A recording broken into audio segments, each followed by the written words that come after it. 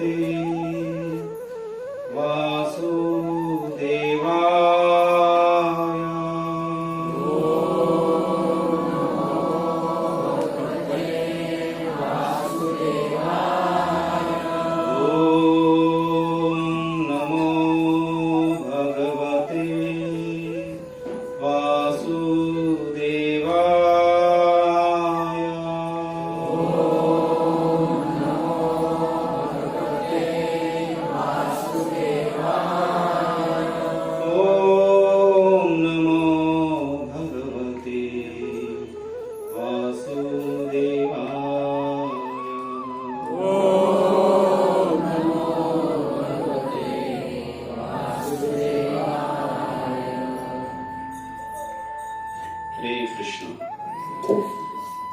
तर आजच्या या रविवारच्या सत्संग कार्यक्रमामध्ये आपण सर्वांचं हार्दिक स्वागत आहे.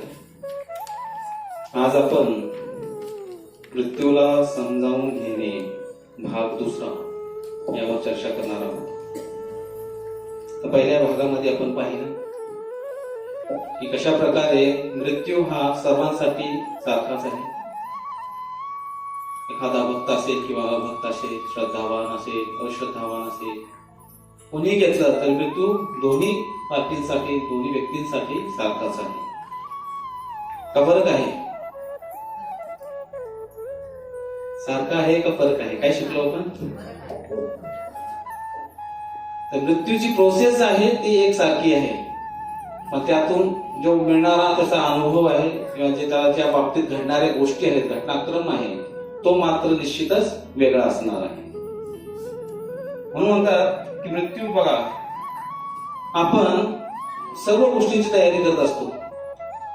5 वर्ष झाले की शैक्षणिक जबाबदारी येते, शालेय जीवन चालू होतं, त्यानंतर शैक्षणिक जबाबदारी संपली की मग शोध मोहीम चालू होते, लग्न करायचं आहे. या सर्व गोष्टी चाललेल्या असतात आणि प्रत्येकाच्या जीवनामध्ये आपण पाहतो की कुणाला यश मिळेल, नाही मिळेल, कुणाचं लग्न होईल, नाही होईल, कुणी आजारी पडेल किंवा नाही पडेल जर चांगला योगी असेल तर, कोणी म्हातारा होईल किंवा नाही होईल, तरुण कोणातच गेला तर नाही. पण एक गोष्ट मात्र निश्चित सर्वांच्या जीवनामध्ये होणार आहे, ते म्हणजे मृत्यू. मृत्यू हा प्रत्येकाच्या जीवनामध्ये अटल आहे, तो येणारच आहे. आणि अशा ह्या अटल गोष्टीची तयारी मात्र आपण कधीच करत नाही, कधीच करताना दिसत नाही. जर मृत्यूला आपण शेवटची एक्झाम म्हणले तर त्याची तयारी किती केली पाहिजे? भरपूर केली पाहिजे. परंतु आपण वार्षिक गोष्टी ज्या होत असतात, वार्षिक एक्झाम असू द्या, 10वी 12वीची असू द्या, त्याची परिपूर्ण तयारी करतो. परंतु जी फायनल एक्झाम आहे त्याच्याबद्दल आपण निष्काळजीपणा बाळगतो. आणि म्हणून इंग्लिशमध्ये एक म्हण पण आहे, ॲज शुअर ॲज डेथ. काय म्हणते की मृत्यू जेवढी प्रकट आहे, मृत्यू एवढं सत्य, जसं मृत्यू सत्य आहे तसे तेवढं ईश्वर आहे असं सांगितलं जातं. म्हणजे मृत्यू परिपूर्णपणे प्रत्येकाच्या जीवनामध्ये येणारच आहे. तर मागच्या वेळेला आपण पाहिलं होतं की 2 व्यक्तींच्या मध्ये आपण नास्तिक आणि आस्तिक मध्ये कसा फरक आहे मृत्यूमध्ये. आज ह्याच विषयाला थोडं पुढे घेऊन जाणार आहोत आपण आणि त्यातून आपण चर्चा करण्याचा प्रयत्न करू. मृत्यूला थोडं जवळून समजावून घेऊ. कसं आहे, कोणताही विषय जर समजला तर मग त्याची तयारी करता येते. अभ्यास कोणत्या विषयाचा आपण करणार? जर आपण विषयाला समजून घेतलं तर परीक्षा देणार, परीक्षा दिली तर मग पास होणार. जर समजलाच नाही विषय तर मग निश्चित 0 मार्क्स पडणार नाही. मग थोडस अजून सखोलपणे मृत्यू काय आहे आणि कशा प्रकारे आपल्या जीवनामध्ये तो येत असतो याच्याबद्दल आपण आज थोडं चर्चा चालवणार आहोत. तरी सर्व चर्चा तशी गंभीर आहे आणि बरेच जण याला कटाक्षाने टाळताना पाहतो आपण सर्वजण पण आपण आज हा विषय घेणार आहोत. ती समजून घेण्यासाठी आपण जी परंपरा आहे आपली त्यांना प्रार्थना करू, निवेदन करू की हा विषय आम्हाला समजून घेऊ. ओम अज्ञानतिमिरान्धस्य ज्ञानाञ्जनशलाकया चक्षुरुन्मीलितं येन तस्मै श्रीगुरवे नमः.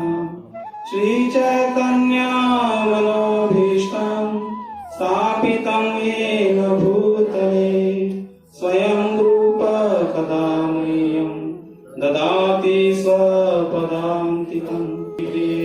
वाञ्छाकल्पतरुभ्यश्च कृपासिन्धुभ्यश्च पतितानां पावनेभ्यो वैष्णवेभ्यो नमो नमः। जय श्री कृष्ण चैतन्य प्रभो नित्यानंद श्री अद्वैत गदाधर श्रीवासादि गौर भक्तवृंद। हरे कृष्णा कृष्णा कृष्णा हरे हरे, हरे राम राम राम हरे हरे। हरे कृष्णा कृष्णा कृष्णा हरे हरे, हरे राम राम राम हरे हरे। हरे कृष्णा कृष्णा कृष्णा हरे हरे, हरे राम राम राम हरे हरे। हरे कृष्ण।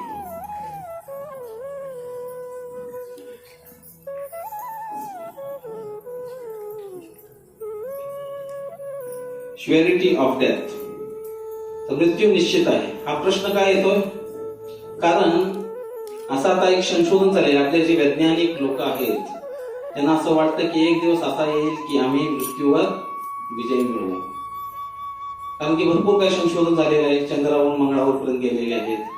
मंगळावर सुद्धा आता त्यांनी मातीचा लिलाव काढलाय, माहिती एक बातमी आली होती. कोणाला घ्यायची असेल तर माती घेऊ शकतो. असे अनेक संशोधन चालले आहेत आणि असं वाटतं की एक दिवस असा निश्चित येईल की आम्ही काय करू, मृत्यूवर विजय मिळवू. आणि त्या दिवसाची, त्या गोड दिवसाची सर्वजण आतुरतेने वाट पाहत आहेत, जे फॉलोअर्स आहेत त्या वैज्ञानिक लोकांचे. परंतु ज्या व्यक्तीने ही सृष्टी निर्माण केली, परमपुरुष भगवान श्रीकृष्ण, त्यांनी या सृष्टीबद्दल संपूर्ण लेखाजोखा पूर्वी दिलेला आहे की कशा प्रकारे सृष्टी असणार आहे आणि यामध्ये होणाऱ्या घडामोडी कशा असतील. तर त्याच भगवद्गीतामध्ये काय सांगितलं जातं, मृत्यूबद्दल आपण पाहिलं तर जातस्य हि दुर्वो मृत्युर्दुर्वा जन्म मृतस्य च man who has taken his birth is sure to die. ज्या व्यक्तीनं या जगामध्ये जन्म घेतलेला आहे त्याचा मृत्यू हा निश्चित आहे. जसं भगवान म्हणतात की दुःखालयम अशाश्वतम, की हे दुःखाचं आलय आहे आणि सर्व अशाश्वत आहे. त्याप्रमाणे भगवंताने इथं घोषणा काय केलेली आहे भगवद्गीतेमध्ये, की जी व्यक्ती जन्माला आलेली आहे त्याचा मृत्यू हा निश्चितच होणार आहे. आपले संत पण काय काय सांगून गेलेले आहेत. जसे रामदास स्वामी म्हणतात काय, मरेक त्याचा तुझा शोक वाहे अकस्मात तोही पुढे जात आहे.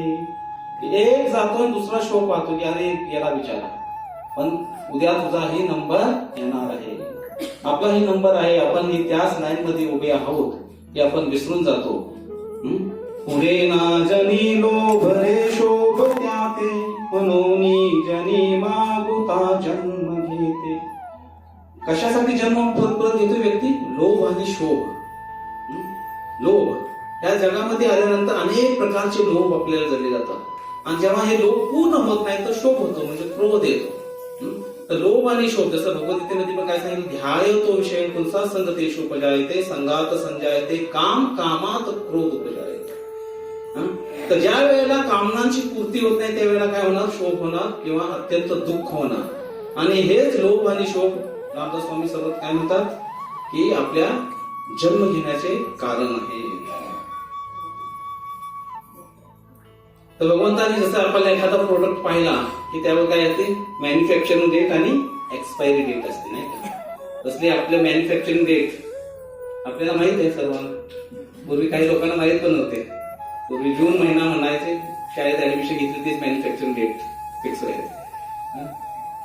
तर एक्सपायरी डेट माहित नाही कुणाची कधी आहे, पण निश्चितपणे छापलेली आहे, दिसत नाही आपल्याला, फक्त प्रिंटिंग झालेली आहे त्याची ऑलरेडी. तर जसं आपलं एखादं प्रोडक्ट तयार होतो या भौतिक जगामध्ये आणि त्याचा अंत होतो, त्याचप्रमाणे या जगामध्ये जे काही आहे त्या सर्व गोष्टीची एक्सपायरी डेट ही निश्चित झालेली आहे.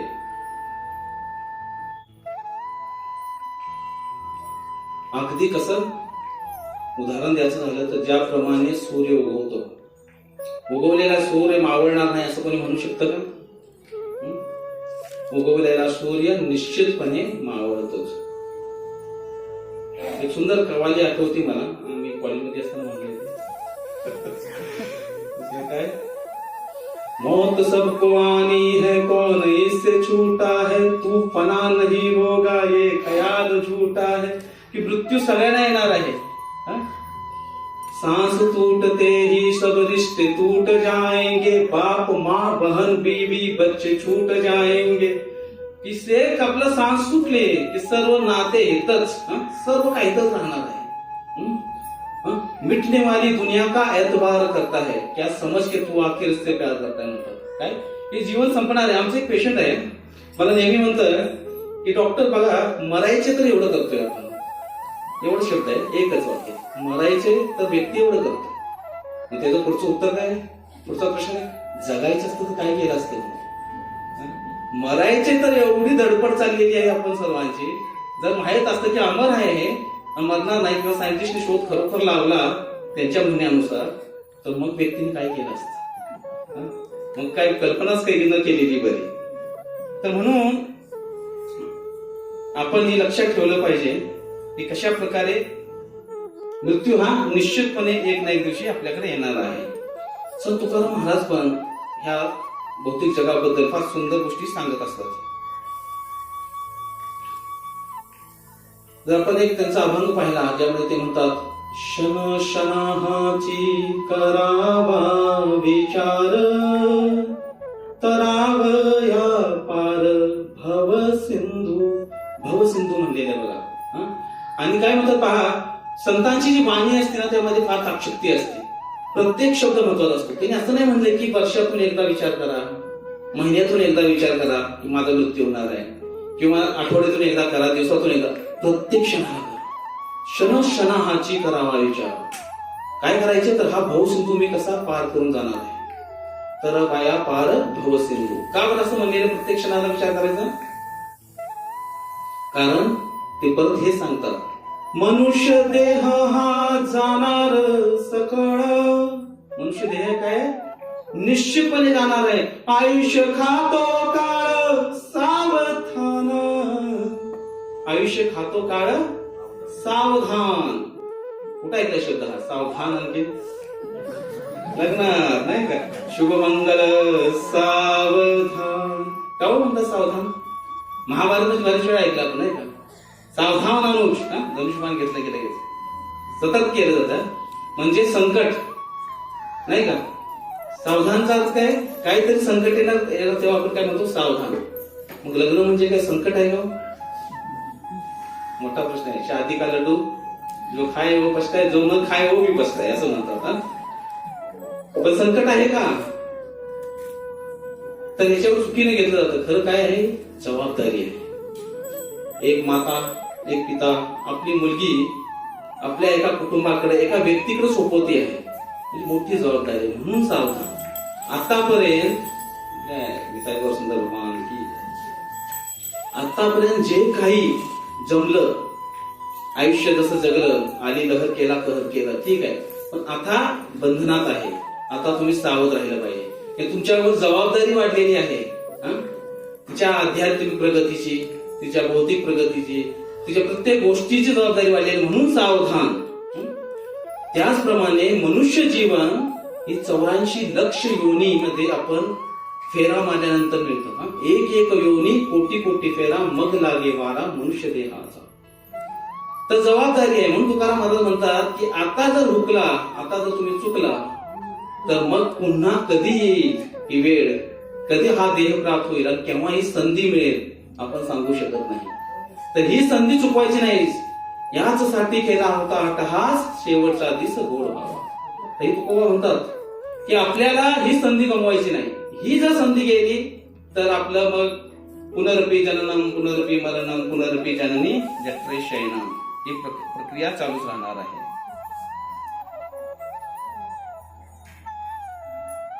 तर एक इंटेलिजंट टेस्ट घेणार आपण. हे काय दिसते समोर, एक नौका आहे, त्यामध्ये एक व्यक्ती आहे. आपण स्वतःची कल्पना करू शकतो त्यामध्ये बसलेला आहोत. भवसागर मध्ये नौका आहे, समजलं आपल्याला होल आहे, तर काय होईल,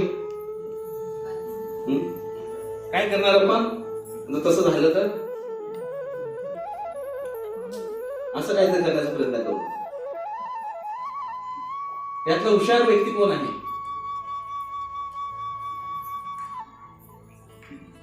बघा, पुढचे दोन व्यक्ती आहेत ते नौकेमध्ये शिरलेलं पाणी गाळत आहेत आणि मागचे दोन व्यक्ती म्हणतात, वाह, आपण सुरक्षित आहोत कारण की आपल्या बाजूला होल नाही.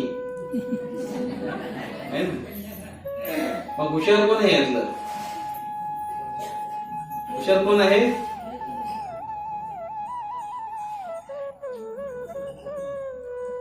आहे का नाही कोणी दोन्ही पैकी हुशार?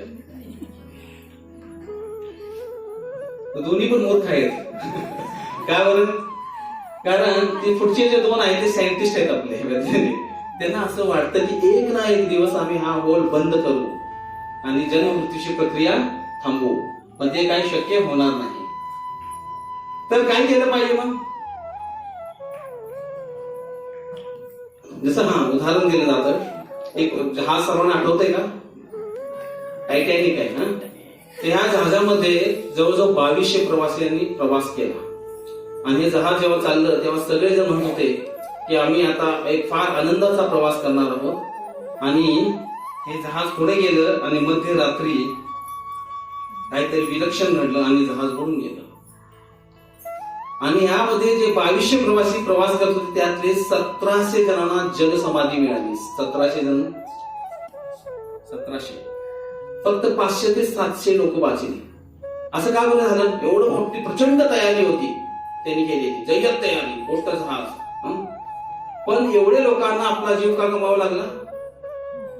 कारण त्यांनी तयारी केली नव्हती. कोणती तयारी? लाईफ बोटच ठेवले नाही. ते म्हणजे याचं ओझं होते आणि त्यांनी ते सर्व लाईफ बोट्स काढून टाकले आणि जागा मोकळी केली, म्हणजे की प्रवाशांना आपल्यास आराम मिळेल. त्याचप्रमाणे आपण ह्या जगामध्ये आल्यानंतर असेच निश्चिंत असतो, कोणतीही तयारी करत नाही, लाईफ बोटची तयारीच केली करत नाही. आयुष्य संपून जातो, शेवटी म्हणतो की अरे तयारी करायची राहून गेली, काहीतरी केलं पाहिजे. म्हणून लाईफ बोट आपली काय असणार आहे? जर आपल्याला वाचायचं असेल मृत्यूपासून तर आपल्याला आपली लाईफ बोट स्वतःच तयारी करायला लागेल. ती आहे रिमेंबरन्स ऑफ कृष्णा, अंते नारायण स्मृती. हे जर झालं तर मग निश्चितपणे आपलं जीवन सुरक्षित होऊ शकतं. तुकाराम महाराज आपण सांगितलेलं आहे उदाहरण. एक ऑस्ट्रेलियामध्ये एक पेपरमध्ये न्यूज आली होती की एक छोटस बालक जन्माला आलं आणि जन्माला आल्याबरोबरच डॉक्टर आणि सिस्टर्स तिथे होत्या. त्याने एक आवाज आला, ओ नो नॉट अगेन. आणि हे काय, मी पुन्हा आलो. तर सगळे तिकडे तिकडे पाहायला लागले नक्की काय झालेलं आहे. तर नंतर त्यांच्या लक्षात आलं की कदाचित हा जीवात्मा जो आहे त्याच्या हा आवाज होता किंवा त्याचा हा सूर होता. तर अशा विलक्षण घटना आपल्याला पाहायला मिळतात, पाहू शकतो आपण. तर आपल्यावर ही वेळ येऊ नये की ओ नो नॉट अगेन, म्हणून आपण निश्चितपणे काहीतरी तयारी केली पाहिजे. आता तयारी करायची म्हणलं की प्रत्येक जण आपापल्या परीने तयारी करत असतं. जसं इन जनरल जर पब्लिक घेतलं सामान्यतः, तर ती कशी तयारी करतात त्यावर एक दृष्टिकोन टाकू आपण. जर आपण भाग केले या समाजाच्या 4 प्रकारामध्ये, तर एक समाज आहे जो नास्तिक आहे. नास्तिक समाज म्हणजे असा समाज जो कोणत्याही प्रकारच्या धर्माला मानत नाही. जसं आपण जर म्हणलं हिंदू आहेत, मुस्लिम आहेत किंवा ख्रिश्चन आहेत, प्रत्येकाचे एक एक श्रद्धाचं स्थान आहे आणि या श्रद्धाच्या स्थानावर प्रत्येकाची आपली आपली श्रद्धा आहे. परंतु याच्याही पलीकडे जाऊन अशी काही लोक असतात जी ह्यातला कोणताही प्रकार म्हणजे निग्लेक्टिंग स्पिरिच्युअल नॉलेज, त्यांना माहित असतं की आध्यात्मिक ज्ञान आहे, परंतु जाणीवपूर्वक या ज्ञानाला त्याला ते काय करतात, अवहेलना करतात किंवा त्याला नाकारतात.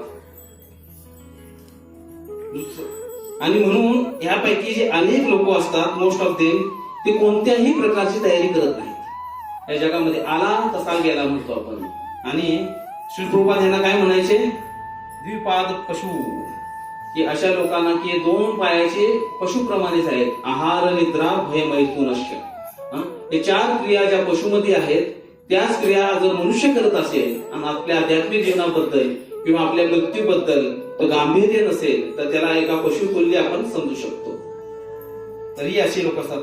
आणि जे कोणी तयारी करतात ते आपापल्या बुद्धीच्या पात्रतेनुसार किंवा आपल्या आपल्या अनुभवाप्रमाणे करतात. तर परमपूज्य दादानाथ स्वामी महाराज त्यांच्या एका प्रवचनामध्ये फार सुंदर उदाहरण देतात. ते सांगतात की 1960च्या दशकामध्ये प्रत्येक मंगळवारी रात्री 8:30 वाजता अमेरिकेमध्ये ते तिथं राहत होते, तिथं एक टीव्ही सिरियल लागायची. त्याचं नाव होतं रन फॉर युअर लाईफ. आणि या टीव्ही सिरियल मध्ये काय दाखवलं होतं, एक अत्यंत धनाढ्य व्यक्ती आहे आणि हा व्यक्ती काय करत आहे की आपलं बिझनेस व्यवस्थित सांभाळत असताना त्याला असं समजतं की त्याचा मृत्यू एका वर्षामध्ये होणार आहे. आता पैसे भरपूर आहेत, सर्व काही आहे, म्हणून तो चांगल्यातला चांगला डॉक्टर पाहतो, त्यांच्याकडे जातो आणि त्याला विचारतो की बाबा काय करू माझा मृत्यू टाळता येईल. डॉक्टर तर असाध्य रोग आहे, शक्य नाही मृत्यूला टाळणं, तर मग मी काय केलं पाहिजे. म्हणजे 1 वर्ष आहे तुझ्याकडे, काय करायचं तू ठरव. तो म्हणतो ठीक आहे. आणि मग प्रत्येक मंगळवारी त्या सिरियल प्रमाणे असं दाखवलं जायचं की हा व्यक्ती कशा प्रकारे त्याचे जे धन दौलत आहे त्याचा उपभोग घेत आहे. कधी तो पॅरिस मध्ये गेलेला आहे, तिथं सुंदर युवतींच्यावर फिरत आहे, कधी लंडन मध्ये आहे, कुठं कुठं कुठं असं फिरताना दाखवलं. आणि लोक म्हणायचे येऊन की अरे ह्या व्यक्तीला माहिती की कसं जीवन जगायचं, या व्यक्तीला माहिती की मृत्यूची तयारी कशी करायची, किती सुंदररित्या हा उपभोग घेत आहे आणि कशा प्रकारे तयारी करत आहे. महाराज म्हणले की 1 वर्षानंतर हा व्यक्ती जातो डॉक्टरांच्याकडे आणि तो डॉक्टर माझे रिपोर्ट्स बघा, 1 वर्ष संपायला आता काय होणार आहे पुढचं भविष्य. डॉक्टर रिपोर्ट्स बघतात आणि म्हणतात अरे रिपोर्ट फार सुंदर आहेत, टॉनिक चांगलं घेतलेलं दिसतंय आणि तुझा जीवन वाढलेलं 1 वर्ष आणखीन. का बरं? कारण एवढा त्या टीव्ही चॅनल चालला, एवढं टीआरपी त्याची वाढली की त्यांना एवढे पैसे मिळायला लागले की त्यांना ती सिरियलच त्यांनी वाढवून टाकली, ते जीवनच वाढवलं. त्यानंतर आणखीन 1 वर्ष वाढवलं, असं 2-3 वर्ष ती सिरियल चालली होती. तर लोकांना काय वाटत होतं, का चाललं एवढं प्रचंड त्याला प्रतिसाद काय मिळाला. लोकांना म्हटलं की कसं जगायचं, कसं मरायचं या टीव्ही मधला तो व्यक्ती आपल्याला शिकवत आहे, तर त्या पद्धतीने आपण जगायचं, त्या पद्धतीने आपण मृत्यूची तयारी करायची. आणि हेच आपण फसतो, तयारी करतोय पण कशी करायची हे माहित नाही. दुसरे लोक पाहिलं तर मानतो आपण, म्हणू शकतो आस्तिक म्हणजे बिलिव्हर्स, जे लोकांची श्रद्धा आहे, कोणत्या ना कोणत्या धर्मावर प्रार्थना करत आहेत, पूजास्थळावर जात आहेत, कुठली तरी शक्ती ह्या जगामध्ये आहे ह्या गोष्टीवर विश्वास ठेवणारी लोक म्हणजे आस्तिक. परंतु प्रॉब्लेम काय या लोकांच्या मध्ये, लॅक ऑफ स्पिरिच्युअल नॉलेज. जे खरं आध्यात्मिक ज्ञान आहे ह्याचा अभाव असतो. आणि म्हणून आपण पाहतो अनेक संप्रदाय जन्माला आलेले आहेत. आपल्या सातारमध्येच कितीतरी संप्रदाय असते. प्रॉपर टीचिंग किंवा व्यवस्थितरित्या जे खरं ज्ञान आहे देणाऱ्या फार कमी लोक आहेत किंवा फार कमी संस्था म्हणतायत किंवा मी म्हणेन एकमेव आहे.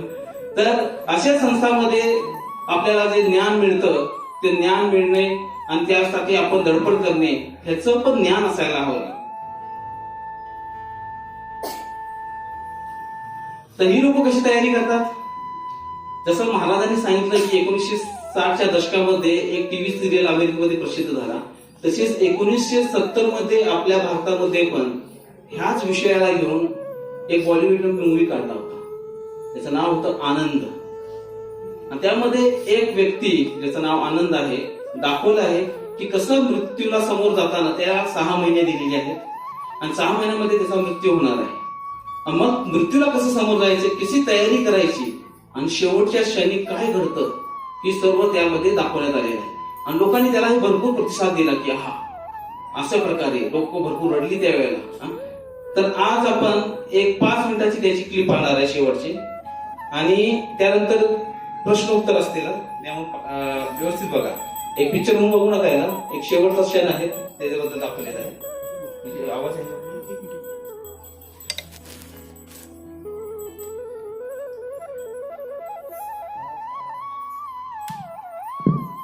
बस गिने गिनाए कुछ पन्ने बाकी हैं आनंद की जिंदगी के, उसके गिने गिनाए कुछ दिनों की तरह। रेनू ने ठीक ही कहा था कि अच्छे लोगों की भगवान को भी उतनी ही जरूरत रहती है जितनी हमें। उसके सामने किसी की मर्जी नहीं चलती। हाँ, कहते हैं कभी कभी प्रार्थना चलती है, और इस वक्त मैं जानता हूं सब वही कर रहे होंगे।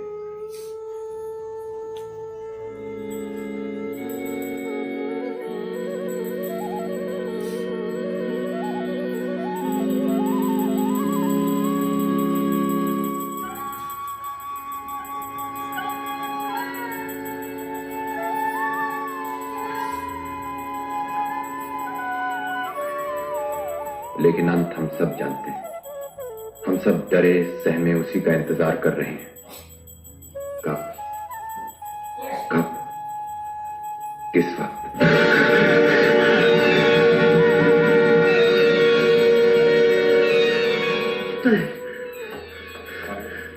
आनंद ऑक्सीजन दे दो, आराम मिलेगा। क्या करता हूँ? मैं डॉक्टर शास्त्री के पास जा रहा हूँ। सुना है होम्योपैथी में कोई दवा है जो लग जाए तो मेरेकल कर सकती है। क्या तू जानता है क्या कुछ नहीं हो सकता? क्यों नहीं हो सकता? तुझे कैसे मालूम कुछ नहीं हो सकता? क्या इससे पहले कभी कोई मेरेकल नहीं हुआ? बाबूमोशाय, आनंद, मैं भी कहीं मत जाओ बाबूमोशाय, इस वक्त कहीं मत जाओ बाबूमोशाय। तू घबरा नहीं है, तू घबरा नहीं। मैं गया हो रहा है, गया हो रहा है।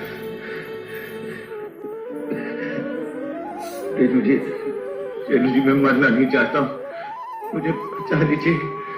बड़ा कमजोर है वो, मेरी मां बर्दाश्त नहीं कर पाएगा। बड़ा कमजोर है वो, मेरी मां बर्दाश्त नहीं कर पाएगा, बर्दाश्त नहीं कर पाएगा। अनंत भैया,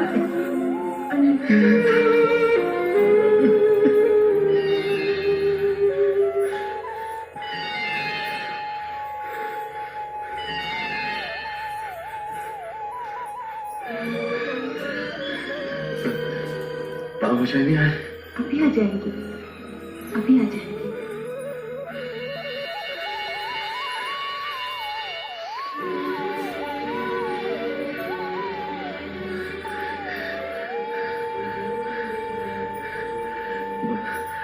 बाबूशाह अभी तक नहीं आए?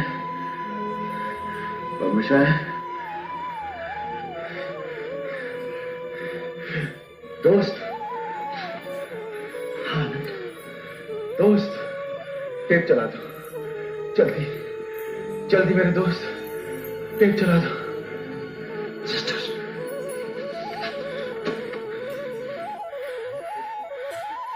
मौत तू एक कविता है, मुझसे एक कविता का वादा है, मिलेगी मुझको।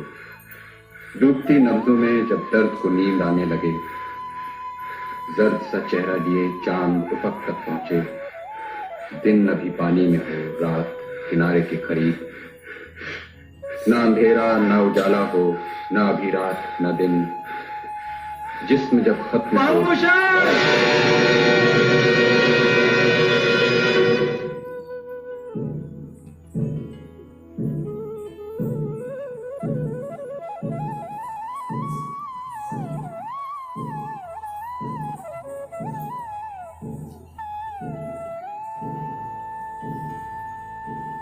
प्रकाश, डॉक्टर शास्त्री,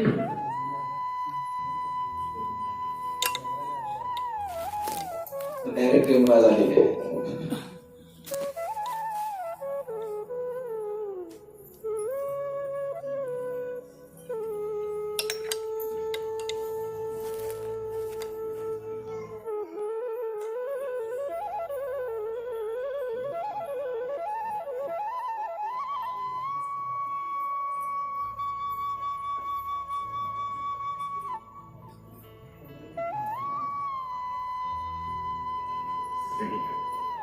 मैं तुम्हें इस तरह खामोश नहीं होने दूंगा।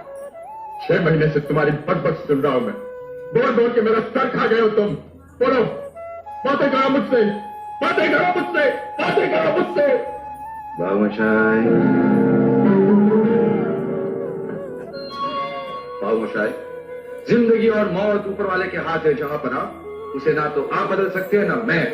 हम सब तो रंगमंच की कठपुतलियां हैं जिनकी डोर ऊपर वाले की उंगलियों में बंधी है। कब कौन कैसे उठेगा ये कोई नहीं बता सकता है।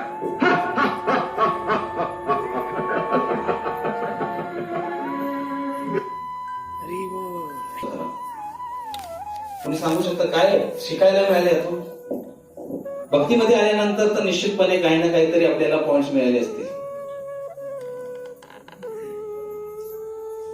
पहिला आपण शिकतो की बिलीफ इन प्रेयर्स, की प्रत्येक व्यक्ती पहा दुःख आलं की प्रार्थना करायला पाहतो, लगेच भगवंताची चरण पकडायचे सुरुवात. प्रॉब्लेम काही आस्तिक लोकांचा खरं ज्ञान नसल्यामुळे त्यांना प्रार्थना कधी करायची आणि कुणाला करायची हेच माहिती नसते. म्हणून कबीरदासजी काय म्हणतात, दुख में सुमिरन सब करे, सुख में करे न कोई, जो सुख में सुमिरन करे, दुख काहे को होय कबीरा, दुःख काहे को होय. हं? की दुःख आले की सगळे भगवंताचं नामस्मरण करायला सुरुवात करतात आणि सुखामध्ये निश्चित राहतात. अरे पण जर सुखामध्ये स्मरण केलं भगवंताचं, तर दुःख कशाला येईल? म्हणजे कधी केलं पाहिजे तर सतत केलं पाहिजे. कबीरदासजी काय म्हणतात की आपण भगवंताचं स्मरण कसं केलं पाहिजे? सतत केलं पाहिजे. सततम कीर्तयंतो मां. आणि कुणाचं केलं पाहिजे? भगवद्गीतामध्ये सांगितलेलं आपण वाचत नाही, जशी आहे तशी ठेवतो. मन्मना भव मद भक्तो मध्याजी माम नमस्कुरु, माम वेशेसी सत्यम ते प्रतिजाने प्रियोसी मी. Always think of me. माझं सदैव चिंतन कर. Become my devotee. माझा भक्त हो, माझी पूजा कर, मलाच नमस्कार कर. भगवद्गीतेने स्पष्टपणे भगवद्गीतेमध्ये भगवंताने सांगितलेलं आहे. परंतु फक्त आस्तिक असून उपयोग नाही. म्हणून खरं ज्ञान आपण ग्रहण करण्यासाठी, ज्ञानार्जन करण्यासाठी खरा मार्ग आपण शोधला पाहिजे. पुढचं तिसरी गोष्ट काय आपण शिकतो? We put our top most priorities always last. तर आपण काय पाहिलं बघा की तिथं जे बाबूमोशाय डॉक्टर आहेत ते काय म्हणत आहेत की शेवटच्या क्षणाला की मी काहीतरी कॅन्सरसाठी होमिओपॅथीमध्ये काहीतरी औषध आहे आणि मी ते शोधतो. खरं आता मी स्वतः डॉक्टर असल्यामुळे होमिओपॅथीला सांगू शकतो की फर्स्ट स्टेज मध्ये जर कॅन्सर असेल तर निश्चितपणे होमिओपॅथीने पूर्णपणे बरा होतो. नाशिक केसेस आम्ही पाहिलेले. परंतु आपण त्या ज्ञानाबद्दल माहिती नसल्यामुळे, त्या व्यक्तीबद्दल माहिती नसल्यामुळे काय करतो? त्याला नाश ठेवतो. त्याचप्रमाणे आपल्याला दिलेली जी साधना आहे ती टॉपमोस्ट आहे. प्रभुपादांनी 16 माळाचा जप दिलेला आहे, 4 नियमांचं पालन दिलं, ते बाजूला सोडून आपण बाकी गोष्टी करत असतो. म्हणून आपला जप कधी कधी रात्रीच्या 12 वाजले तरी चाललेलं असतं टॉपमोस्ट प्रायोरिटीज मध्ये. तर आपली टॉपमोस्ट प्रायोरिटी ब्रह्ममुहूर्तामध्ये जप करा म्हणून सांगितले. साधना कशी करायची पाहिजे? तर आपल्याला कसं मिळालंय? हे अगदी सहज मिळालंय ना हरिनाम. तेव्हा असं वाटतं गोलोकभर प्रेम धन आपण म्हणतो, पण मिळताना सहज हातामध्ये आले तेव्हा आपण त्याला एकदम कॅज्युअली घेतो आणि ती साधना आपण करत नाही. म्हणून भक्ती तीर्थ स्वामी महाराज म्हणतात, पुट फर्स्ट थिंग फर्स्ट. जेव्हा ते शेवटच्या क्षणामध्ये होते त्यांना पण असाध्य रोग, कॅन्सर झालेला होता त्यांच्या पायाचा. आणि त्यावेळेला ते सांगतात, बेगर सिरीज मध्ये त्याचं एक लाईन आहे, ते म्हणतात की आपण आपल्या जीवनामध्ये जे महत्वाच्या गोष्टी आहेत त्यांना प्राधान्य दिलंच पाहिजे. आणि ते आपण देत नाही ना तिथं. त्या जर आपण आपल्या जीवनामध्ये आणल्या, खऱ्या अर्थाने उतरवल्या, तर निश्चितपणे तो शेवटचा क्षण आपल्याला गोड होऊ शकतो. आपण त्या मृत्यूला समोरे जाण्याची कला अवगत करू शकतो. म्हणून त्या 3 गोष्टी काय आहेत ते आपण पुढच्या वेळेला पाहणार आहोत. श्री कृपात की. थोडं फास्ट घेतलं वेळाच्या अभावी, तरी पण कोणाचा प्रश्न असेल ते एखादा विचारू शकता. तो पुढचा क्लास विसरू नका, कारण की फार सुंदर आपण त्याच्यावर चर्चा करणार आहोत की कशा प्रकारे आपण मृत्यूला समोर जायचं. त्या 3 गोल्डन कीज काय आहेत त्याविषयी आपण चर्चा करणार आहोत. श्री कृपा की. ही आपली टॉपमोस्ट प्रायोरिटीज आहे, ती आपण केली पाहिजे. आणि हे ज्ञान कुठून येतं? जर आपण खऱ्या रीतीनं एका खऱ्या गोष्टीकडे आपण अटॅच असू तर. तिसरी गोष्ट काय शिकतो आपण? We get easily attach. हा व्यक्ती जो आनंद होता या मूवीमध्ये दाखवलाय की त्याला जेव्हा समजले की 6 महिन्यामध्ये त्याचा मृत्यू होणार आहे, त्यावेळी तो अनासक्त दाखवलाय सर्व गोष्टी करते आणि फक्त मृत्यूची तो कल्पना करत असतो. इतर लोकांशी प्रेमाचा व्यवहार दाखवलेला आहे त्याचा. परंतु मृत्यूला न घालवणारा हा व्यक्ती ज्या वेळेला बाबूमोशाय सारख्या डॉक्टरच्या संपर्कात येतो, त्यांचं नातं जुळतं, त्यावेळेला तो त्यांच्याशी आसक्त होतो. आणि आता तो काय म्हणतो की मला मरायचं नाही. अगदी कुणासारखं? जगभरचा. शास्त्रामध्ये उदाहरण दिलेलं आहे. भाव सरापर्यंत गेलेले महाराज. म्हणजे आदो श्रद्धापासून सुरुवात करत प्रेम एक स्तर फक्त राहिलेला आहे. आणि छोटंसं हरिण पाहतात, यज्ञ करताना सुद्धा बघा त्याचं लक्ष कुठे असं. मी नेहमी उदाहरण देतो की कान आपले यज्ञ कुंड जर धरली आपण समजले जेव्हा आहुती देण्यासाठी, तर आपण लक्ष ठेवलं पाहिजे की कानामध्ये आले का ओम हरे कृष्णा कृष्णा कृष्णा हरे हरे, हरे राम राम राम हरे हरे. किती अक्षरी म्हणून मंत्र म्हणला आपण? 16.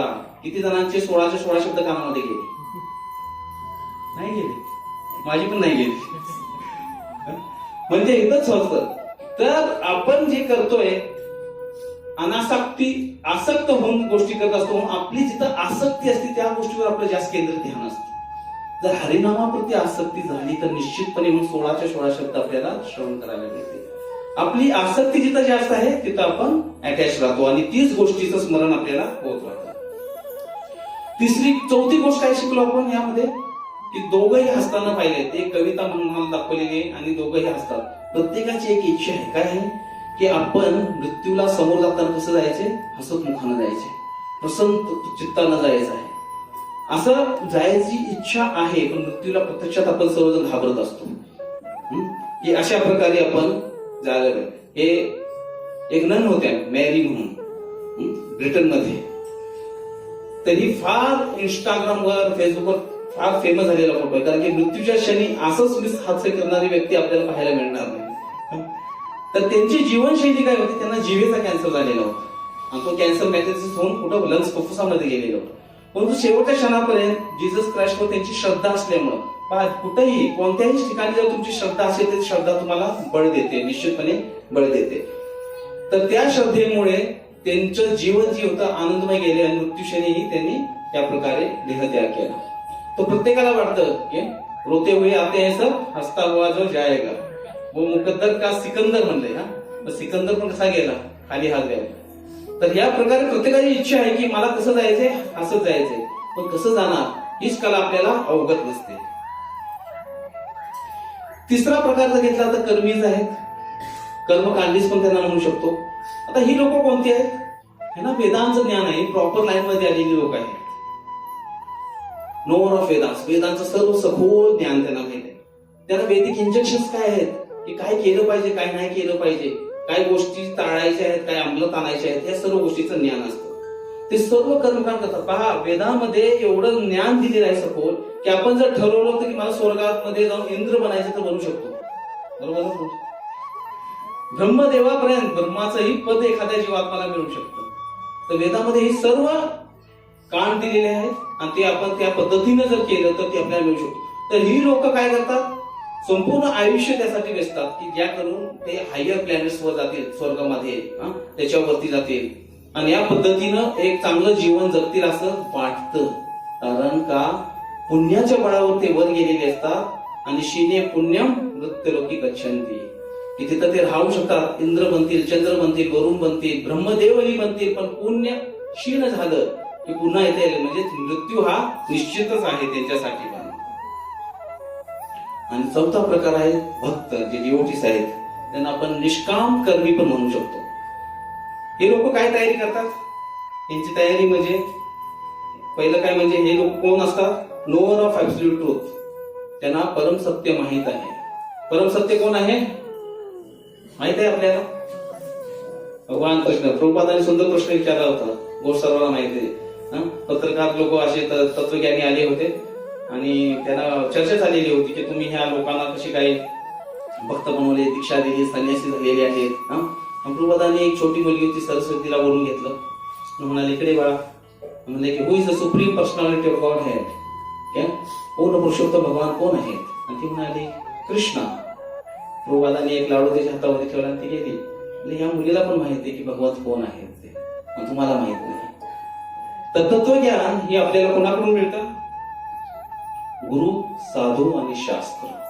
म्हणून जी लोक प्रामाणिक गुरूंच्या चरणांचं अनुगमन करतात, स्वीकार करतात त्यांचा, साधूंची शरण घेतात, त्यांची सेवा करतात आणि शास्त्रांचं अध्ययन करतात, त्यांना हे खरं ज्ञान कळू शकतं. म्हणून प्रभुपादांनी मॉर्निंग क्लासेस ठेवले, नित्यम भागवत सेवाया, की त्यांना असं वाटत नव्हतं की मंदिरमध्ये येऊन फक्त दर्शन व्हावं, तर मार्गदर्शन पण झालं पाहिजे. केवळ दर्शन हा आपला उद्देश नाही. तर इथं आल्यानंतर तुम्हाला कोणीतरी काहीतरी सांगणार असायला पाहिजे. गीता भागवत नाही तर आपण असे वाचणार नाही. काही प्रवीसारख्या लोकांनी आपलं जीवन दिलेलं आहे म्हणून आपल्याला आज गीता भागवतचा प्रचार होत आहे. तर हा गीता भागवतचा प्रचार आणि ते जीवनामध्ये आपल्याला उतरवणं हे तेवढंच गरजेचं आहे. म्हणून जो कोणी हे फॉलो करणार त्याला जीवन कसं होणार आहे, प्रभुपादांनी दिले चांटिंग, डान्सिंग आणि फेस्टिंग, तिथं ते चालतं. जप करायचा, आपली साधना करायची, कीर्तन करायचं आणि सुंदर प्रसादाचं सेवन करायचं. तर हे खरं आध्यात्मिक जीवन आहे. तर आपण 4 प्रकारची लोक पाहिली. की ते लोक कशी तयारी करतात. आता त्यांचं गंतव्य मी पाहूया की काय होतं हे 4 लोक जेव्हा मृत्यूला सामोरे जातात किंवा यमाच्या दरबारामध्ये जातात. तर पहिला व्यक्ती जी आहे जो नास्तिक आहे तो जेव्हा यम दरबारमध्ये जातो तेव्हा त्याचं स्वागत असं होतं की ओके तर आला तुम्ही, या या, तुमचीच वाट पाहत होतो. मोस्ट वॉन्टेड म्हणजे मोस्ट वॉन्टेड का कुणाला म्हणतो आपण मोस्ट वॉन्टेड? एखादा जर गुन्हेगार असेल ना त्याच्यावर शिक्का असतो मोस्ट वॉन्टेड आहे ना, आणि त्याची चित्रकूट पण थकलेली असतात, त्याचा रेकॉर्ड लिहून बाबा बास आता ये वाट पाहता येते ये करून. दुसरे प्रकारचे जे आस्तिक लोक आहेत त्यांचं स्वागत होतं की नमस्ते, चला तुम्ही चांगलं कार्य केलेलं आहे, प्लीज कम. त्यांना बोलवलं जातं, ठीक आहे चला. आता तुमचं गुरुपुराणमध्ये आता जे नवीन एडिशन आलेलं आहे त्यामध्ये त्यांनी बायोचिप म्हणून एक शब्द प्रयोग केलेला आहे. असं सांगितलं होतं की तिथं हे काय ऍडव्हान्स टेक्नॉलॉजी ह्याच्यापेक्षा खूप आहे तिथं. ते चिप आत घातलं जातं, आत घातल्यानंतर रेड लाईट आले की यमराजांकडे जायचंच नाही, बाहेरच्या बाहेरच आपल्या नरकाचा द्वार दाखवला जातो, शिक्षा फिक्स. ग्रीन आलं की बाबा पुण्य केलेले आहेत याचा वेगळा मार्ग असतो. 4 द्वार आहेत, पूर्व पश्चिम उत्तर दक्षिण. त्या द्वारांप्रमाणे त्या व्यक्तीला पाठवलं जातं. आणि जर कोणताच कलर नाही आला तर डायरेक्ट वैकुंठाला जातो तो. तिसरा जे आहे कर्मकांडीज, त्यांना स्पेशल ट्रीटमेंट मिळते का माहिती बाबा, कदाचित ब्रह्मदेव बनेल, इंद्र बनेल, म्हणतात या बसा बसा, त्याला देणार जातो. कारण की त्यांना माहित असतं की यांना आपल्या मनुष्य योनीतून हा बाहेर पडणार आहे आणि कोणतं तरी उच्च ग्रहावर याला स्थान मिळणार आहे या व्यक्तीला, म्हणून त्यांना स्पेशल ट्रीटमेंट मिळते. आणि जे चौथे असतात त्यांना साक्षात यमराजजी सुद्धा दंडवत प्रणाम करतात, दोघं एकमेकाला दंडवत प्रणाम करत आहेत आणि म्हणतात की या तुम्ही कुठं होता, तेव्हा तुम्ही 12 महाजनापैकी एक आहे, दंडवत प्रणाम प्रभूजी. एकमेकांची गाळाभेट होते आणि लगेच पूर्वेच्या द्वारातून एक विमान जे आलेलं असतं त्यांना न्यायला, त्यातूनच ते वैकुंठाकडे निघून जातात. तर हे आपल्या हातात आहे की आपण याला काय बनायचं आहे, मोस्ट वॉन्टेड का मोस्ट वेटेड, काय फरक आहे दोन्हीमध्ये? ह्याची जी आहे दुसऱ्या व्यक्तीची वाट पाहत असतात की कधी मला महाभागवताचं या दर्शन होईल, ज्यानं आपलं जीवन एवढं सुंदररित्या व्यतीत केलेलं आहे. तसं बनायचं आहे का मोस्ट वॉन्टेड बनायचं आहे ते आपणच ठरवू शकतो. तर एक्झॅक्टली आता ह्या गोष्टी घडण्यापूर्वी एक्झॅक्टली त्या क्षणाला काय होतं हे जर आपण समजून घेतलं तर निश्चितपणे त्या क्षणाला काय केलं पाहिजे, त्याची तयारी कशी करायची समजून. बट एक्झॅक्टली आपण ऍट दॅट लास्ट मोमेंट. तर श्रीमद भागवत मध्ये 10व्या स्कंदामध्ये एका तात्पर्यामध्ये श्री कृपा सांगतात की we are kept in earth for some time, की मृत्यू म्हणजे काय की आपल्यामध्ये जडत्व निर्माण केलं तर काही काळापुरतं अशा प्रकारे मृत्यू असतो. जडत्व म्हणजे काय, कसं समजू शकतो? म्हणजे मृत्यू म्हणजे एक जडत्व आणि बर्थ म्हणजे wake up in a new place, की एका नवीन ठिकाणी आपण जागे होणे. याला एका सुंदर उदाहरण आपण समजून घेऊया. समजा आपण साताऱ्यामध्ये रात्री आपल्या बाळाला घेऊन बसलोय ट्रेनमध्ये, बसल्यानंतर रात्रीची ट्रेन निघाली, झेलम एक्सप्रेस निघालो आपण, आणि दुसऱ्या दिवशी आपण वृंदावन मध्ये पोहोचलो. आता रात्रीच्या वेळेला जर एखादी व्यक्ती झोपलेली असेल आणि दुसऱ्या दिवशी त्याने डोळे उघडले तर कुठं असतो तो? साताऱ्यामधनं कुठं आलाय? वृंदावन मध्ये आलेला आहे. तर मृत्यू अशी आहे, मधल्या काळामध्ये काय घडलं याचं काहीही आपल्याला आठवण राहत नाही. आपल्याला जडत्व निर्माण केलं जातं. आपण एका नवीन ठिकाणी एका हॉस्पिटलमध्ये डोळे उघडून म्हणू शकतो ओ नो नॉट अगेन, हे कुठं आलो मी परत, त्याच स्मरण नसेल तर एक जडत्व निर्माण केलं जातं. दुसरं उदाहरण दिलं जातं शास्त्रामध्ये की लार्वा टू बटरफ्लाय, एक कीटक असतो आणि तो कसा आपलं शरीर त्याच जीवनामध्ये सोडून बघा ती फुलपाखरूचं रूप घेत आहे आणि ही फुलपाखरू पाठीमागं ओढून आपलं शरीर पाहू शकतं, जे मागं सोडलेलं आहे. त्याचप्रमाणे जीवात्मा त्या क्षणाला ज्या वेळेला तो शरीर सोडतो त्यावेळेला तो काय पाहतो? आपलं शरीर मागं पडलेलं आहे ते पाहू शकतो. आपण या जगामध्ये जेव्हा जन्माला येतो त्यावेळेला ह्या आपलं शरीर पंचमहाभूतापासून बनलेलं आहे. तर या जमिनीशी आपला संबंध जोडला जातो तो अर्थ सोल चक्राप्रमाणे. जे योग आपण पाहिलं तर त्यामध्ये दाखवलेलं आहे. आपले जे तळपाय आहे त्याचं एक कनेक्शन असतं या जमिनीशी. तर मृत्यूच्या वेळेला हे कनेक्शन फर्स्ट तुटलं जातं, म्हणजे आपला असणारा जो संबंध आहे जमिनीशी तो तुटतो. म्हणून पहा, मृत्यू झाले की 3 ते 4 तासानंतर पाय गार पडायला लागतात, थंड होतात. हा? तर ती ऊर्जा जी आहे जी आपल्याला मिळत असते त्या चक्रा थ्रू ती कट होती, त्यामुळे आपले हात पाय जी पाय असतात ती प्रथम थंड पडायला सुरुवात होतात. तिसरं आहे astral cords, connection between soul and body.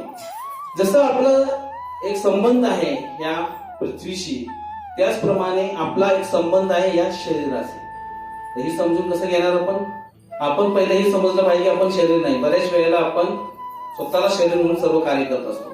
तर यामध्ये निवास जो करणारा जीवात्मा आहे तो म्हणजे आपण आहोत, आणि आपलं एक कनेक्शन या ऍस्ट्रल कॉर्डद्वारे या शरीराशी जोडलं गेलेलं आहे.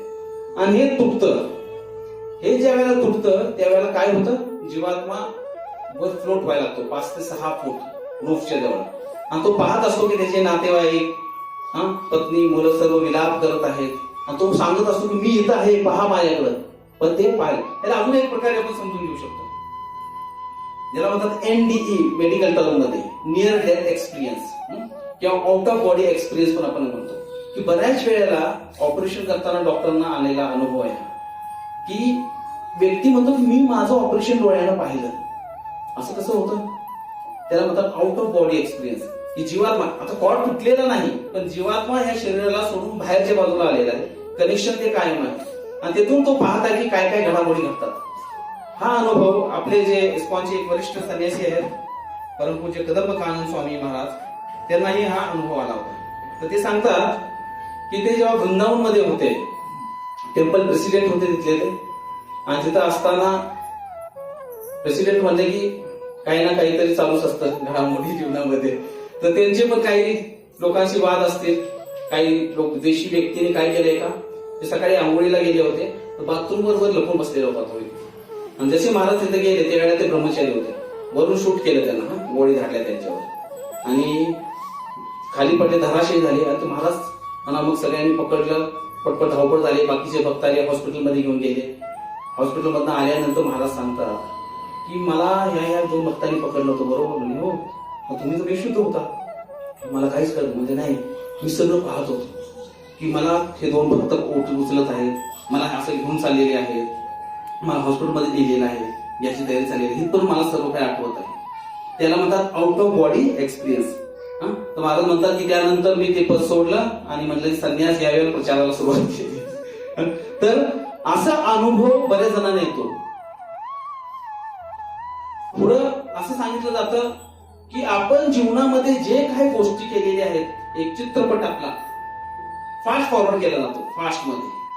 आता एखादी गोष्ट जर आपल्या समोर फास्ट फॉरवर्ड केली, त्यातले आपल्याला काय लक्षात राहिलो. जसं उदाहरण दिलं की आपल्या समोर 10 वेळा घोडा, 3 वेळा हाती, 1 वेळा विंचू आला, तर काय पाहणार आपण, काय आठवलं आपल्याला जास्त, घोडा, हत्ती, विंचू, काय आठवलं, घोडा आठवणार आहे ना. म्हणजे जीवनामध्ये आपण जे काही जास्त वेळा केले ना ते शेवटच्या क्षणाला आठवत. तर मग हे आठवण्याचं हे जे चक्र चालू आहे, आपण जीवनामध्ये किती कर्म करतोय, कोणते कर्म करतोय, किती वेळा हरिनाम घेतलेला आहे, हेच आपल्याला शेवटच्या क्षणाला आठवणार आहे.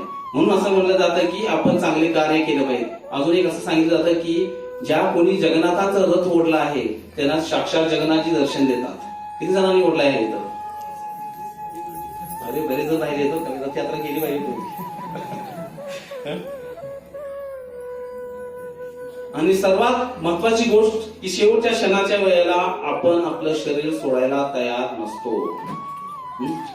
एवढी प्रचंड आसक्ती या शरीराची असते की कितीही केलं तरी आपण हे शरीर सोडायला तयार नसतो. म्हणून अशा व्यक्तीला 40,000 विंचू एका वेळेला एका जागेवर दंश करतील एवढ्या प्रचंड वेदना दिल्या जातात. आता हे वेदना प्रत्येकाला वेगवेगळ्या आहेत. ज्याची जेवढी जास्त आसक्ती तेवढ्या जास्त त्याला वेदना होतात. म्हणतात भक्ती ते स्वामी महाराज पण म्हणतात की difficult to accept that now it's time to leave. की आपल्याला फार कठीण जातं की आता समजा आता इथं एक आता विमानाला नाव वैकुंठात म्हणून किती जण तयार होते जायला लगेच. प्रत्येकाला आपापले काम, आपले आपले नातेवाईक, आपले आपले प्रॉपर्टी सर्व काय आठवायला लागेल. एका क्षणामध्ये सोडायची तयारी आहे का आपली की चला भगवान प्रभू एक सुंदर वाक्य म्हणतात, मला आठवतं नाही, म्हणजे प्रभूजी ज्याला समजलं ना की जग नश्वर आहे, तो एका क्षणामध्ये सगळं त्याग करेल. तर आपण हे स्वीकार केलेलं नाही. आत्मस्तर आपण म्हणतो, पण आपण कायम शारीरिक स्तरावरच राहतो.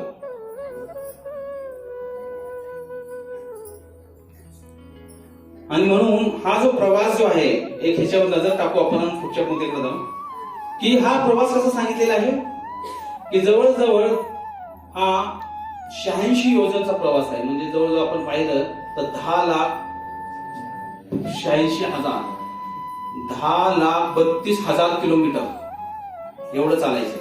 आणि एका दिवसामध्ये 3,000 किलोमीटर चालायला अनुमानी चालायला. आता ज्या वेळेला आपला मृत्यू होतो त्यावेळेला 2 यमदूत येतात आपल्याला न्यायला.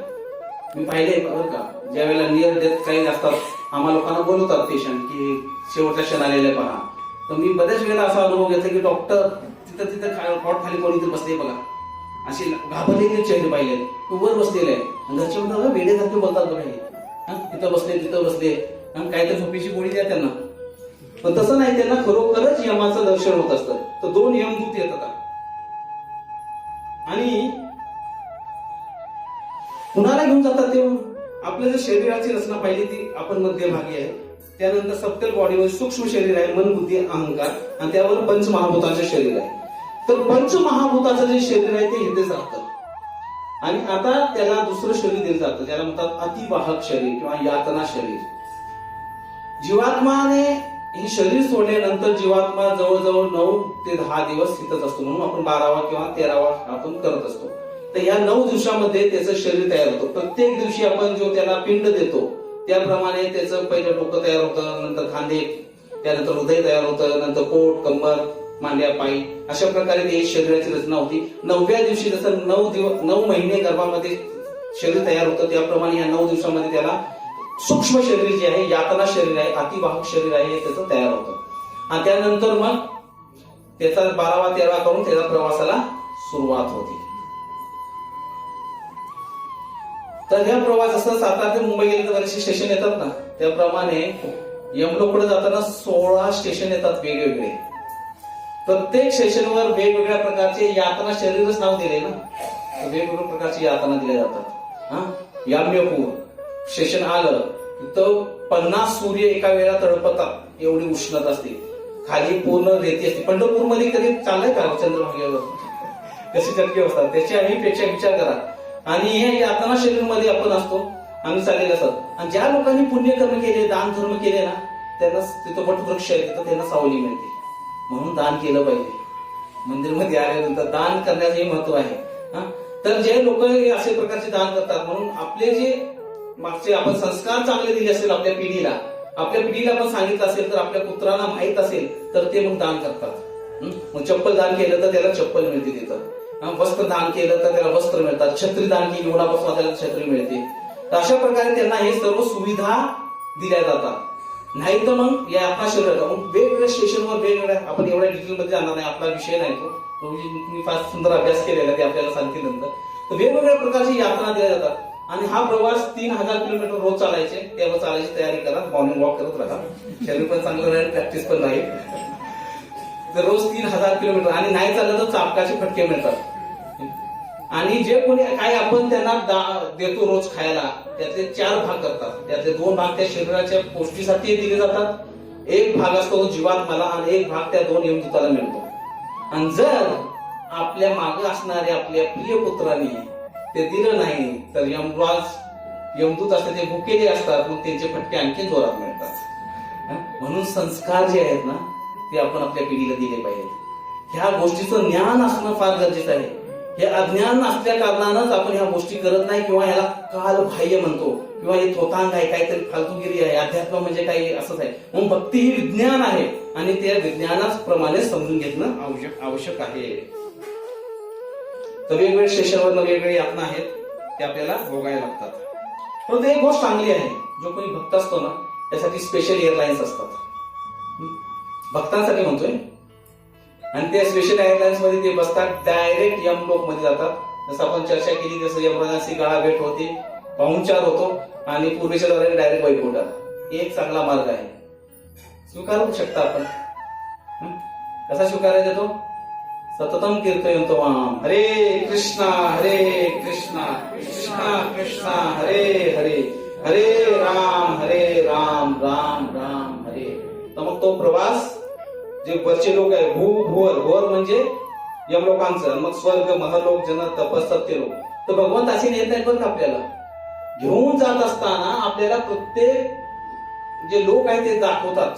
आणि बरेचशी लोक विमानातून ह्या लोकांमध्ये उतरतात अक्षरशः. महलोकामध्ये वा काय सुंदर आहे, जनलोक, तपलोक, ब्रह्मलोक. तर भगवान बघतात, टेस्ट करतात. प्रत्येक पावलाखालीच परीक्षा आहे. भरपूर फिल्टर लावले बरोबर. मनुष्यानाम सहिष्कृष्य म्हणून म्हणलंय.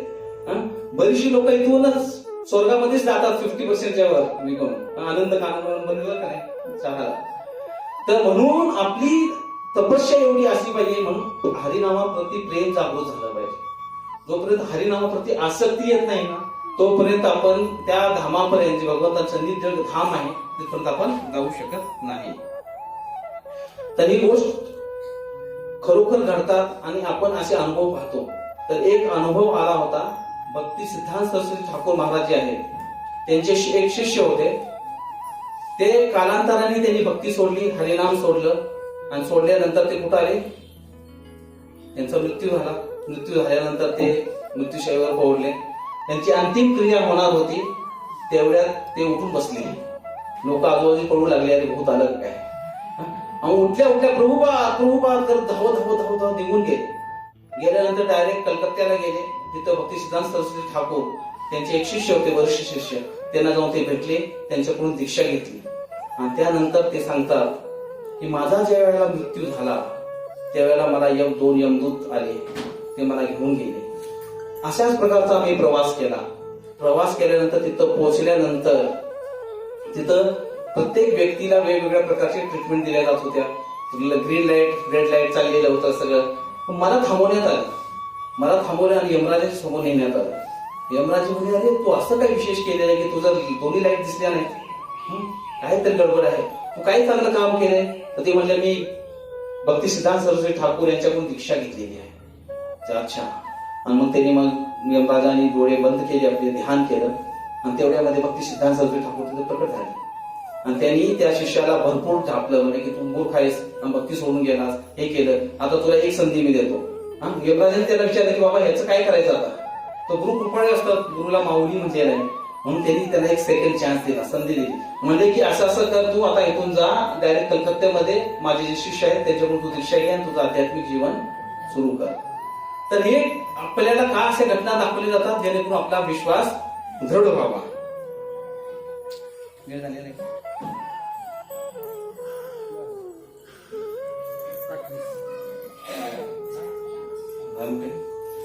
ठीक आहे, एक शेवटच्या 2-4 स्लाइड आहे, फास्ट घेऊया आपण. तर आता हे सगळं आपण पाहिलं. तर आता एक गोष्ट बघा, विशेष ध्यान देण्यासारखी गोष्ट म्हणून मनावर फार, भगवद्गीतामध्ये सुद्धा श्री गौरसुंदर भगवान की भगवद्गीतेमध्ये सुद्धा मनावर भरपूर काही श्लोक आहेत, की मनामधची शक्ती काय आहे. तर मनामध्ये एवढी प्रचंड शक्ती आहे, can extend to live in useless body. जशी आपण चर्चा केली होती, काही चर्चा केली होती की आपल्याला श्वास मोजून दिलेले आहेत. 500 श्वास आहेत, 500 श्वास पूर्ण झाले की आपल्याला शरीर सोडायला लागतं.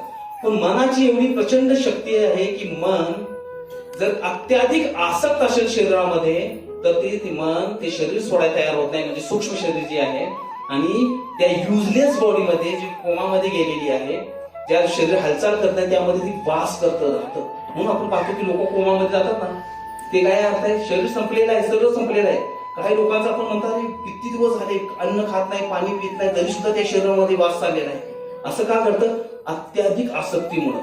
तर मनामध्ये प्रचंड शक्ती आहे. का एक पहिली शक्ती काय आहे की त्याच्यामध्ये एवढी शक्ती आहे की ते शरीरामध्ये काही काळात होतं, कायमचं नाही, पण काही काळात होतं त्या शरीरामध्ये ते आपलं जीवन वास्तव वाढतं. आणि याचं एक उदाहरण आपण पाहू शकतो की परमपूज्य तमाल कृष्ण गोस्वामी महाराज, जेव्हा त्यांचा कार ऍक्सिडेंट झाला, त्यावेळेला त्यांच्याबरोबर एक माताजी होत्या, वृंदावनेश्वरी माताजी म्हणून होत्या. तर तमाल कृष्ण गोस्वामी महाराजांनी लगेच आपलं शरीर सोडलं. आणि त्यानंतर ह्या जी माताजी होत्या, या न्यूझीलंडच्या होत्या बहुतेक, तर त्यांनी कोमामध्ये गेल्या त्या. आणि मग सगळे भक्त जमा झाले तिथं, त्यांच्या जवळ येऊन बसले, त्यांचे पती पण होते. आणि सगळे ते म्हणतात, सांगतात तिथले भक्त अनुभव, सगळ्यांना असा अनुभव आला की तमाकृष्ण गोस्वामी महाराज जे आहेत ते तिथं उपस्थित आहेत, वाट पाहतात आपल्या शिष्याची, की कधी तो ती देह त्याग करत आहे. आणि तिचा पती म्हणत आहे की कमाल वृंदावनेश्वरी, हे शरीर तुझं युजले झालेलं आहे, तू सोड ते आता, बाहेर निघ बाहेर निघ, प्रोत्साहन देत होते तिला. तर मृत्यू समयी जेव्हा अशा वेळेला जेव्हा शरीर सुटत नसेल त्यावेळेला भक्तांनी तिथं जाऊन कीर्तन केलं पाहिजे आणि त्याला प्रोत्साहन दिलं पाहिजे की आता हे शरीर संपलेलं आहे आणि तू हे शरीर सोडलं पाहिजे. पण ह्या ज्ञानाचा अभावच असतो, त्यामुळे आपण ह्या गोष्टी करत नाही. तसे एक कथा येते ना, सांगितलं जाते, एक बनिया होता, तो झोपला आणि मृत्यू सय्येवर झोपलेला होता. आणि त्याचा थोरला मुलगा तो विचारत असतो, थोरला मुलगा कुठे आहे? हे काय बाबू बाबाजी इथं आहे. अरे मधला कुठे आहे? बाबू इथं आहे. धाक्का कुठे आहे? इथं आहे. अरे सौभाग्यवती कुठे आहे? हे काय इथं बसलेले. नातवंड कुठे आहे? ते तिथं आहे. अरे मग दुकानात कोण आहे? तर आसक्ती कुठे आहे? सगळं परिवारजन इथं आहे, पण दुकानामध्ये कोण आहे? तर ही आसक्ती जोपर्यंत असते तोपर्यंत आपण हे शरीर सुटत नाही. म्हणून मनाची शक्ती काय आहे की ती शरीरामध्ये ते वास करू शकतं. दुसरी काय आहे, in the process of dying people are afraid of pain. की आता जशी चर्चा केली 40,000 बिनचुक्या वेळा दर्श करतात, एवढा मृत्यूच्या वेळा फार वेदना होता तो. पण नाही, तर तुमचं मन पॉवरफुल असेल ना, pain is an expression of mind. भूक, तहान, काय दुखतंय, काही जी वेदना आहेत त्या सर्व संवेदना कशाच्या आहेत? त्या प्रतिकृती मनाच्या आहेत. मन, बुद्धी, अहंकार हे सूक्ष्म शरीर आहे ना, हे झेलत असतं. आत्म्याचं ह्याच्याशी काही घेणं देणं नाही. म्हणजे आत्मस्तरावर असतं त्यांना भूक लागत नाही. आपण पाहिजे साधू आहेत वृंदावनमध्ये कित्येक वर्ष अन्न पाणी नाही घेतलेलं, आत्मस्तरावर राहणे. त्या लोकांना ह्याची आवश्यकता. तानाजी भूमीमध्ये आपण पाहिला असेल, तानाजीचा हात तुटलेला होता. वॉरियर्स जे असतात ना, त्यांना एवढ्या वेदना होतात, धाव होतात. का होतं? आपल्या मनाचा एक स्वभाव आहे ज्याच्यामध्ये ऑब्झर्व्ह होतो ना आपण, ज्यामध्ये गाठलं जातो, त्याकडे केंद्रित होतो. मग बाहेरच्या गोष्टीचा आपल्याला अभाव होतो, काही विस्मरण होतं. कितीही वेदना झाल्या तरी जाणवत नाही. का? कारण मन ऑब्झर्वेशन होत आहे, मनाचं लढण्यामध्ये आहे, म्हणून त्याला त्या वेदना जाणवत नाहीत. तर ही मनाची एक प्रचंड शक्ती आहे. म्हणून भक्ती सिद्धांत सरस्वती आपले भक्तीते स्वामी महाराज म्हणतात, जेव्हा महाराज शेवटचे 6 महिने महाराज त्यांच्याजवळ होते, जवळ 6 आठवडे, तर it can't get any better than this. महाराज सांगतात की आमची कथा चाललेल्या होत्या, गौर लीला सांगायचे महाराज त्यांना रोज भेटून. तर महाराज म्हणायचे की आम्ही कथा श्रवण करत नाही, we are not hearing the kathas, we are entering the kathas. आम्ही त्या कथामध्ये प्रवेश करत आहोत. एवढं गाढ ऑब्झर्वेशन. महाराजांची अशी परिस्थिती, त्यांचा एक पाय कापलेला होता, कारण की रोहितने प्रभूंना पण बोन कॅन्सरच होता. तर त्याच्या वेदना काय असतात ना, ज्याला असेल त्यालाच कळतं, प्रचंड वेदना असतात. मॉर्फिन देऊन सुद्धा अनेक डोस त्या वेदना जात नाहीत. तर महाराज म्हणतात की त्यांचा पाय कट केला होता, स्पाईन मध्ये कॅन्सर पसरलेला होता, आणि महाराजांच्या चेहऱ्यावर स्मित हास्य ठेवायचं हरिनाम घेत असताना. आणि ते म्हणायचं की ह्याच्यापेक्षा चांगला क्षण माझ्या जीवनामध्ये कधीच आला नाही, कारण मी आता पूर्णपणे हरिनामामध्ये तल्लीन झालेलो आहे. तर त्यांचं पेन किलर काय होतं माहितीये? हरिनाम होतं, हरिकथा होतं. तर ही मनाची प्रचंड शक्ती आहे. मन त्यांचं हरिनामामध्ये एवढं गाढ गुंतलेलं होतं की त्यांना बाहेरच्या वेदना जाणवत नव्हता. आणि म्हणून मनाची तिसरी शक्ती अशी आहे की मनानं जर आपला मित्र झाला तर मन ठरवू शकतं की मला हे ध्येय कधी त्याग करायचे. मग आपला नवद्वारातून शरीरातून आत्मा बाहेर पडतो, पण जो योगी असतो तो वेळ काळ ठरवून या ब्रह्मचित्रातून त्याचा आपला ध्येय त्याग करू शकतो. तर एवढी प्रचंड शक्ती या मनामध्ये आहे. म्हणून म्हणतात and conquered mind can conquered a death. ज्यानं मन जिंकलेलं आहे तो मृत्यूवर पण विजय मिळवू शकतो. तर या मनाला ट्रेनिंग देणं फार आवश्यक आहे. जसं वक्रासुराचं पण आपण एक्झाम्पल पाहिलेलं आहे. वक्रासुराला मारण्यासाठी भगवान विष्णूंनी इंद्राला दधीची ऋषींचं एक विशेष अस्त्र, दधीची ऋषींच्या ह्याच्यापासून काय म्हणतात, अस्थिपासून वज्र दिलेलं होतं, नारायण कवच दिलेलं होतं. तरी सुद्धा इंद्र घाबरत होता वक्रासुरावर युद्ध करण्यासाठी की बाबा. आणि वक्रासुर म्हणतोय की उठ, त्याचा हा एक हात कापला गेला. तो म्हणतो अरे इंद्रा घाबरू नको, तू मार मला, तुझ्याकडे नारायण कवच आहे, हे अस्त्र आहे. मग इंद्र कसा तरी तयार व्हायचं मारायचं. आणि असं म्हणतात की दोन्ही हात कापल्या गेल्यानंतर वक्रासुराने इंद्राला गिळकत केलं मुखानं, त्या पोटामध्ये गेला तो. पोटामध्ये गेल्यानंतर नारायण कवच असल्यामुळे इंद्र जागा ते पोट फाडून बाहेर आला आणि नंतर 1 वर्ष तो त्याचा गळा कापड होता वत्रासूर होता. पण वत्रासूरजी कधीचेच वैकुंठधामला निघून गेले होते आणि हे साहेब काय करत होते, उग्र कर्म करत बसले होते. तर असं आहे, म्हणून मनाला आपल्या नियंत्रित करणं फार आवश्यक आहे. जसं दुर्व महाराजांवर उदाहरण पाहतो आपण. दुर्व महाराजांनी पण काय केलं, मृत्यूच्या डोक्यावर पाय ठेवून बाहेर गेले. गौर गोविंद स्वामी महाराज जे कृपादाचे वरिष्ठ शिष्य आहेत, त्यांनाही समजलं, ज्या वेळेला त्यांना समजलं की आपला मृत्यू जवळ येणार आहे, दुपारपर्यंत सर्व गोर कथा चाललेल्या होता. क्षण आला की ते म्हणले की आता कीर्तन चालू करा. आणि कीर्तन चालू असताना त्यांनी आपला देहत्याग केला. तर जे असे पर्सनॅलिटीज आहेत आपण पाहिले, तर ह्या सर्वांनी हसत मुखाने मृत्यूला स्वीकार केलेला आहे. प्रत्येकाने या जीवनामध्ये की मृत्यूला कसं समोर जायचं हसत गेलेले आहेत. त्यांना अभय मिळालेलं आहे. त्यांना भीती नव्हती मृत्यूची की माझ्या जीवनामध्ये मृत्यू येईल तर मी कसं घाबरायचं. त्यांना माहित होती की मृत्यूला समोर जायची कला काय आहे. म्हणून फेर कधी असतो, भीती कधी असते मृत्यूची, ज्या एखाद्या आपल्या अननोन ठिकाणी आपण जाणार असतो तर आपल्याला भीती वाटते नाही, पण ते जागेबद्दल माहिती असेल तर भीती वाटत नाही. त्याचप्रमाणे जर आपल्याला आपलं गंतव्य माहित असेल की मी कुठं जाणार आहे मृत्यूनंतर, तर आपल्याला निश्चितपणे मृत्यूची भीती वाटणार नाही. म्हणून 3 things if we learn, then we can also face death with smiling face and can attain our last destination. तर 3 गोष्टी आहेत जे आपण पुढच्या क्लासमध्ये बघणार आहोत, ज्याला मी म्हटलेलं आहे 3 golden keys to prepare for that last moment. तर शेवटचा क्लास या विषयावर असणार आहे पुढच्या वेळेला. त्या जर आपण आपल्या जीवनामध्ये आणल्या, खऱ्या अर्थाने उतरवल्या, तर निश्चितपणे तो शेवटचा क्षण आपल्याला गोड होऊ शकतो. आपण त्या मृत्यूला सामोरे जाण्याची कला अवगत करू शकतो. म्हणून या 3 गोष्टी काय आहेत ते आपण पुढच्या वेळेला पाहणार आहोत. श्री कृपात की थोडं फास्ट घेतलं वेळाच्या अभावी, तरी पण कोणाचा प्रश्न असेल ते एखादा विचारू शकता. तो पुढचा क्लास विसरू नका, कारण की फार सुंदर आपण त्याच्यावर चर्चा करणार आहोत की कशा प्रकारे आपण मृत्यूला समोर जायचं. त्या 3 गोल्डन कीज काय आहेत त्याविषयी आपण चर्चा करणार आहोत. श्री कृपात की